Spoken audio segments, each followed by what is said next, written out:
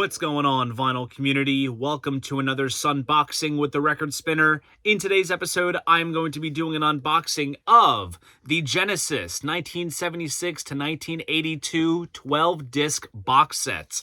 Some time ago, I did an unboxing of the 1970 to 1975 set, which covers the Peter Gabriel years, and the response from viewers in terms of the comments and the views were quite positive enough for me to continue focusing on this series of Genesis box sets. This particular one covers the sort of transition period where Phil Collins stepped from behind the drum kit up to the vocal mic, guitarist Steve Hackett left, then the band became a three-piece, and then started to churn out some hits. So very much covers that sort of, like I said, transitional middle period, and it is quite a solid set with some fantastic albums, B-sides, and all kinds of good stuff. So enough of the chit-chat, let's jump into what this video is all about, and just like so, I will be switching angles. Okay, so here is the front of the box, which has a sort of blue marble-ish kind of hue to it, and we have the sort of later era Genesis logo, and inside of each of the letters are elements from all of the albums that are included in this set, and of course the logo is replicated around all the sides, and on each respective side we have basically the artwork integrated. So of course here we have A Trick of the Tail, Wind and Wuthering, and then there were three, disregard some of the wear on the bottom of the box, Duke, as well as Abacab. Box opens up just like this, and here we have the contents. And of course, before I go into everything, these feature the Nick Davis stereo remixes. Each album also has a 5.1 surround sound mix as well. And this time around, some of the extras on the DVDs are extra sweet. So we'll kind of break those down as we go. So starting off with the first album in this set, and that is A Trick of the Tail. My copy is signed by Steve Hackett, personalized as well, which was very nice. And this album made me into a Genesis fan. Before I tackled the Peter Gabriel stuff, I approached this first, and it's the opening track, Dance on a Volcano, that made me a Genesis diehard. From there on, there was no turning back. But this album is absolutely solid. You have things like Squonk, Ripples, Los Endos. It's such a fantastic record. They really came out on top after losing their frontman, Phil Collins stepping up to the front as a vocalist, and the rest is history. Then we had the DVD visual extras, and we have the music videos for Robbery, Assault, and Battery, Ripples, and A Trick of the Tail. We have some interviews from 2007 with the members of the band. We have the Genesis In Concert 1976 film, which was shot during this tour, which features Bill Bruford on drums. Then we have the White Rocks premiere program from 77, which is just a sort of photo slideshow. Opens up like this, and the discs replicate the ACO Records label on both the CD and the DVD. Now the jewel case on this is a little busted, so I have to literally pull it out like this. But those are the discs. And let's take a look at the booklet, which has all of the lyrics sort of lifted from the original album artwork with illustrations for each track. And these illustrations also make up the album cover as well, as you can see on this sort of open spread right here.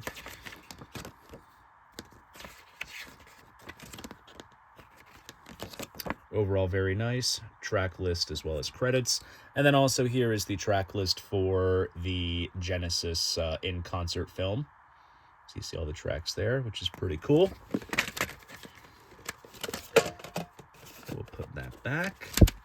And then moving on, we have Wind and Wuthering, also signed by Steve Hackett. This one has Afterglow, which was a big stage favorite, 11th Earl of Mar, One for the Vine, Your Own Special Way, Blood on the Rooftops, which is a big highlight, one of Steve Hackett's shining moments in the band, and also an interesting album since it was also his last album with the band. DVD visual extras, we have reissue interviews with the band. We also have U.S. television bootleg video, which is the Mike Douglas show, I believe, and then Japanese television bootleg video as well. The quality on both of those is pretty jarring. It's definitely bootleg sourced, but you know, if you want to see footage of the band from that time frame, those are cool little interesting sort of visual nuggets. And then we have the World Tour program from 77, which is just a photo slideshow of the program. Opens up like that. We still have the the ACO label there. And let's take a look at the booklet. If I can get it out, that is. Come on. There we go. Opens up, and we just have all the lyrics as they appeared in the original insert that came with the original album. Then there's the track list for both the US television and Japanese television videos. So that is for Wind and Wuthering, then Steve Hackett Leaves, and then there were three, literally. This album tends to be sort of the underdog in the Genesis catalog. You know, they were trying to kind of go for more shorter, concise songs, while still kind of retaining their sort of, you know, sonic trademarks. But in turn of this, they earned a hit with Follow You, Follow Me. So they were kind of starting to appeal to a demographic that wasn't stuck in the male sort of category. But this is a really solid album. Deep in the Motherlode is great. Burning Rope, Snowbound is one of my favorites. Down and Out is a great opener. And then as for the visual extras, we have music videos for Many Too Many, Follow You, Follow Me, reissue interviews, 3 Dates with Genesis, which was a BBC documentary, which is pretty cool, very of the time. And then we have slideshows for the Japanese tour program, Nebworth, as well as a German festival program. So you get a lot there. There is a label that I'm sure everyone has recognized back in the days of vinyl. There is the classic red and green Atlantic label there on both the CD and the DVD. There's a Genesis logo there on the inlay tray. Booklet opens up, and we basically have the sort of gatefold background image spread across all throughout the booklet of that sort of cool aurora-ish sky. Looks kind of galaxy looking, which is really cool. All the lyrics. There's that Genesis logo there as it appeared on the inlay. And then here is the track list for all the CDs and DVDs. Credits on this side. And then there were three. Then a couple years later, we have Duke. Now, this one is a firm favorite amongst fans. Duchess is on here, Turn It On Again, Behind the Lines. Of course, there's the whole backstory of the Duke suite that was supposed to be on this album, but they ended up kind of breaking it up across the album. But they did play it live in its entirety. I might do a video talking all about that in the future. So we have that, and then the DVD visual extras. We have music videos for Duchess, Misunderstanding, Turn It On Again. We have some interviews.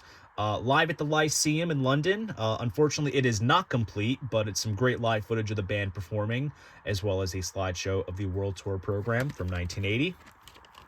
And here we have that custom label that appeared on the vinyl pressings of Duke. Basically have the character of Albert kind of running around the disc there. And then sort of the same deal. We have illustrations for most of the tracks. Yeah, they kind of appear. It's mostly that sort of cartoonish, sort of handwritten style lyrics, all lifted from the original artwork, of course.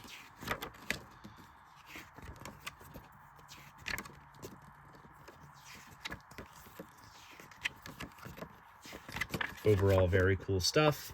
And then here is the track list for what appears for the Lyceum gig. The whole show is on YouTube. I don't know why they just did a small excerpt here. It really deserves a full widespread release, but it's a pretty cool thing to have. And then the last full album included in this set is Abacab. This is when they kind of did a total 180 and kind of transformed their sound a bit, and it's an absolutely thrilling album.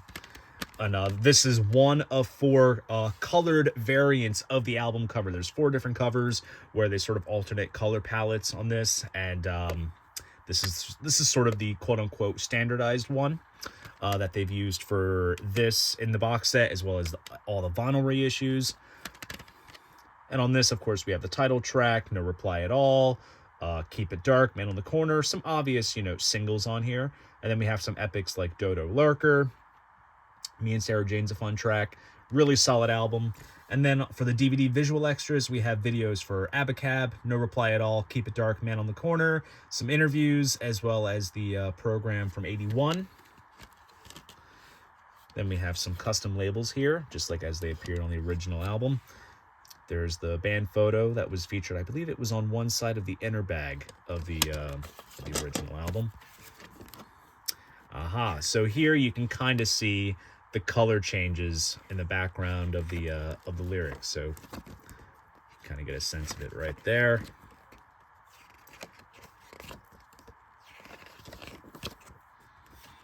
And then track list for the CD and DVDs and all the credits. And then, as an added bonus, we have the hardbound book, which houses the extra tracks. So the disc is inside here, which has elements from all of the album artwork kind of spread around in like a sort of like a wallpaper kind of design. And I'll break down this extra track CD once we get to the part of the book where it has the track list. So there is the 4-piece lineup minus Gabriel that did the first 2 albums in this set, Trick of the Tail and Wind and Wuthering. So it kind of talks about what went on around the time of this album's release with some elements of the artwork, which is pretty cool. Michael Watts wrote this essay. They got different writers to write about each of the albums that are included in this set. Here we have a cool live shot of Tony Banks. There's Steve. There's Rutherford with his double neck. There's Phil. I think Michael Watts probably did all the essays on this. I know there were different ones for the 70 to 75 box. Then we get to Then There Were Three. So Hackett leaves, and it's just Collins, Rutherford, and Banks. We get to Duke.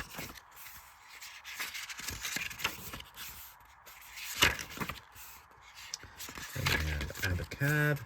That's a cool sort of fisheye live shot. And I believe it was this tour, the Abacab tour, as well as you can see it on 3 Sides Live, the concert film where they pioneered the Vari-Light, which is basically the first time that lights changed from color to color. Back then it was just all park hands and just regular stage lights, and then you can change them in a click.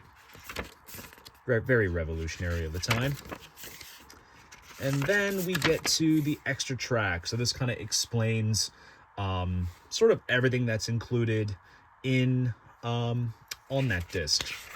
So on there, of course, you have things like Paperlate, which appeared on the 3x3 EP. Some tracks do appear on the 4th side of the American 3 Sides Live, which has a lot of the, like I said, B-sides that appeared on singles. Things like Match of the Day, Inside Out, and Pigeons, which were part of the Spot the Pigeon EP, which came out after Wind and Wuthering. It was recorded during the sessions, but it didn't quite fit into like the theme of the album, so all that's here. This is actually quite superior to the tracks that appear on the Archive 2 set, because I believe there were a couple things that were left off.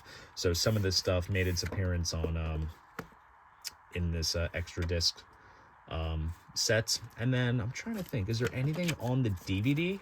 I think there's 5.1 mixes for the extra tracks. There's interviews, and there's also, I think, a video for Paperlate, I want to say. Something like that.